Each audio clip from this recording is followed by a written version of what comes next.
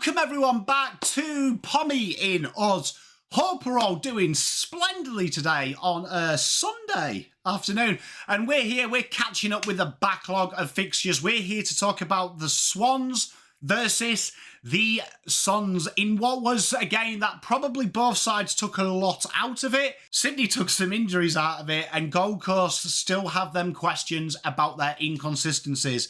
In this video today, we're going to be breaking down the game, first of all, the 5 key takeaways, and presenting some questions for you, the audience, to have a little bit of a think about as we lead up to round 0. So if you could do me a solid while the intro plays, hit that like button, hit that subscribe. It really does help the channel out. And let's get straight into it after the intro.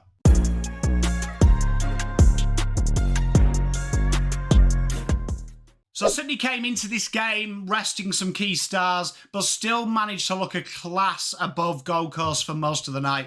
Sydney came out of the blocks strong, kicking the first 4 unanswered and showcasing Cox ball, as we're calling it, this real slingshot, quick, freedom that kind of is a separate from Horse's game plan. And I'm not bagging Horse, but Horse was very disciplined in the players' roles. Sydney seemed to be really floating and really having fun there. It's kind of like Morris dancing with an egg-shaped footy is the way I describe it. Everyone just has a smile on the face, bells and whistles. And Tom McCartin, after spending time down back in the last couple of years, looks really a key target there and looking really solid. Gold Coast, as often is the case, have a lot of the football and do a lot of nice things, but that killer instinct inside 50 really did come out. Suns managed to etch their way back into this game and close the gap to within a goal, but once Sydney steadied the ship, they managed to coast away with it. There was a host of injuries in this game, though. You know, McAndrew, Ballard, Swallow, Weller, Gulden fractured his ankle in the end. But there was a lot of key takeouts, and what is really impressive is the depth up at the Swans. James Jordan and Matty Roberts really put their hands up to say they're going to have a big 2025. And Tom McCartin massively clunking marks everywhere. As usual, it was the same players in Gold Coast that catch the eye. Noah Anderson and Matt Rowell really were in the engine room dishing out dimes. But there was some positives in this loss. Rioli and Noble definitely add that run and carry and that slingshot style you expect from Dimmer Hardwick. In the end, it was a lack of composure and basically a little bit of lack of situational awareness that meant West Swans won this game by 21. And Gold Coast was so strong at home last year, it just shows that playing this more ambitious, bold game style can come back and bite you in the arse. So let's see what we learned from this game. Firstly, Tom McCartin's forward moving could be something that they're looking for. Now, as a key defender, he always showed he can mark, but in the forward line now, 4 goals, 7 marks for his 14 touches. And what he did was he provided a real big target for the boys, and that really allowed them to target him and free up roaming areas for Joel Amati, Campbell, Laddams and co to float through in this forward line and really look for some goals. Joel Amati himself, 2 goals, worked alongside him, really playing in the channels that created by Tom McCartin, and it gave McAndrew and co something to really focus on. It shows that they've got a real multifaceted attack, and Sydney are incredibly dangerous. We talk about the Premiership hangover when you lose games. It really shows that they've really added layers to this forward line.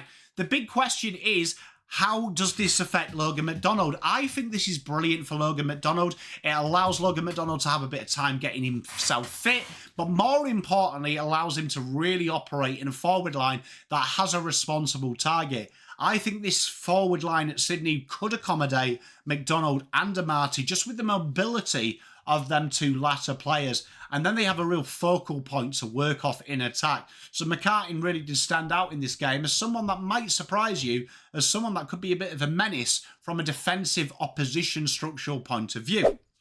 Rioli, Noble and Clohesy have some serious drive. Now, when you think of Dimmer, you think of run and stun, you think of transition football, and this really showed that Gold Coast rebounding game is going to be genuinely exciting. And although what I said last week, they're going to concede stupid goals because when you be more bold, you get it coming back.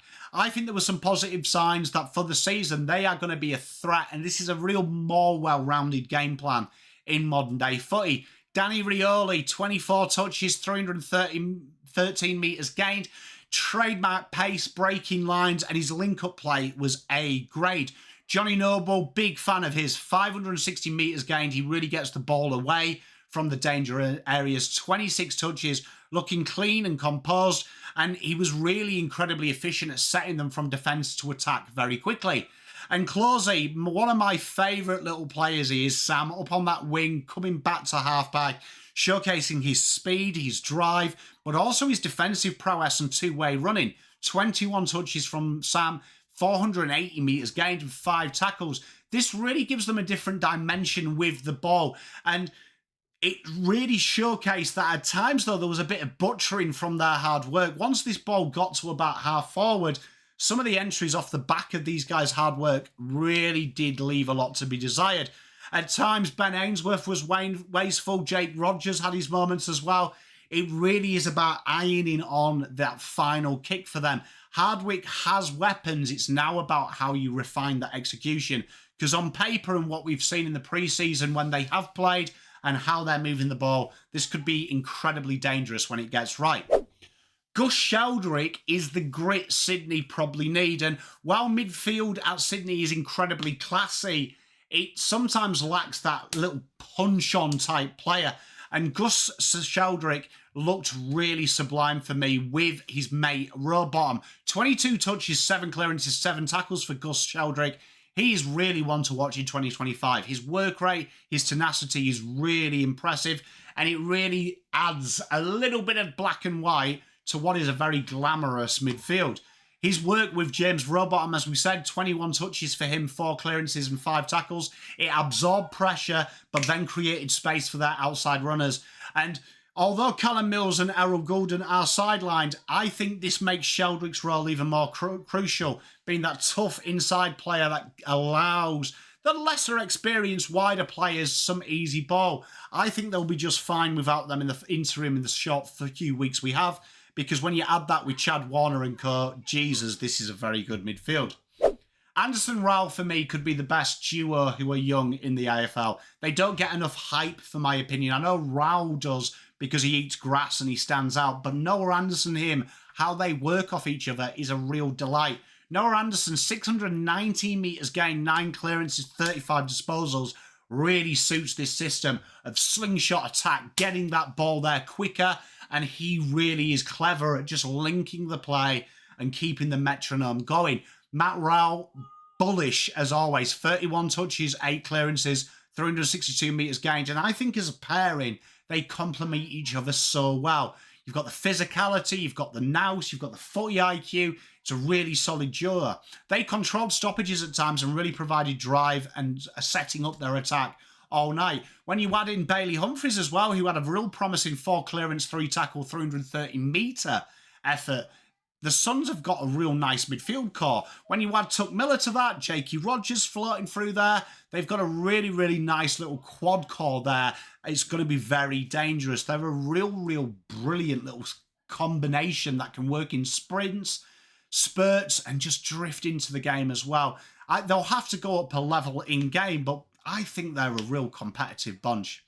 And then can Sydney cover Errol Gulden? For me, Errol Gulden is one of the best players in the AFL and probably doesn't get the hype I think he deserves. Him fracturing the ankle means that he is a massive blow, and we don't know the timescale, but we can estimate 6 to 8 weeks. But there was a lot of things to take out. Matt Roberts stepped up massively, and he showcased that interim in the wing as well as pinch hitting on the ball. 27 touches, 390 metres gained. And James Jordan, big fan. He stepped up in the latter stages as the senior wingman, 26 touches, 440 metres gained, 6 goal involvements. Working tirelessly, spreading it, and really looking solid. Sydney have such a massive depth in this midfield rotation, and their ball movement didn't suffer. Their wings still function really well because of how hard their on-ball quartet works. Come finals, it would be a worry if Gulden's not there. He is the point of difference. But I think in the early stages of the season, this won't affect Sydney too much because they can adjust and they've got the players. So all in all, a really good hit out and something for both sides to learn. McCartin looks really solid up forward. Gold Coast definitely is slingshotting off the back half. which does leave them vulnerable to intercepts, but it's promising signs. Sheldrick and Rowbottom really had some tough grit there. Anderson and Rowell just quietly are a real combo there. And Sydney can survive without Gulden. That's it for the 5 things we learned in this game. What did you take out of it? Make sure you smash that like button and turn the notification bell on. Subscribe to the channel as well. What was your biggest takeaway from the game? And how high do you think Sydney can go with this team? And Gold Coast, are they going to break their finals duck? Cheers for tuning in. See you later. Pom out. Spent all my life holding all of it closely. I played it